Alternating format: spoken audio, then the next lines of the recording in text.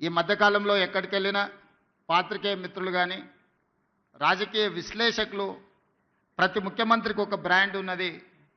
మీరు 16 నెలలైన ముఖ్యమంత్రి అయ్యి మీరు ఏ బ్రాండ్ క్రియేట్ చేసుకోలేకపోతున్నారు ఎందుకు అని ప్రశ్నిస్తున్నారు. నేను చాలా సందర్భాలలో నవ్వి వదిలేసిన.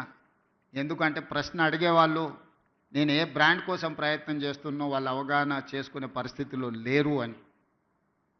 మొట్టమొదటిసారి 2 రూపాయలకు కిలో బియ్యం ఇచ్చిన ఎన్టీ రామారావు గారు పేదవాడు తెల్లన్నం తిన్నప్పుడల్లా వారిని గుర్తు చేసుకుంటాడు.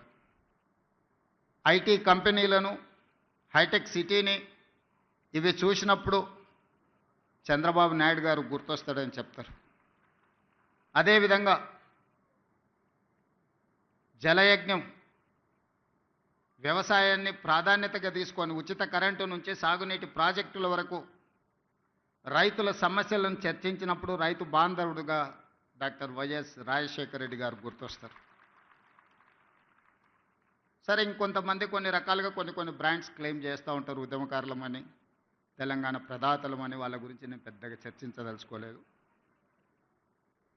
మరి మీరు ఏ బ్రాండ్ లేకుండానే అన్నోటీస్డ్ చీఫ్ మినిస్టర్గా మీరు రావడం పోవడం జరుగుతుందా అని చెప్పి విశ్లేషకులు, శ్రేయోభిలాషులు అడుగుతున్నారు. నేను ఒక మాట చెప్పదలుచుకున్న ఈ వేదిక మీద నుంచి విశ్లేషకులకు, విమర్శకులకు, ఈ రాష్ట్రంలో ఉండే ప్రజలకి, young India is my brand. I wanted to create an brand that is called young India. 1000 సంవత్సరాల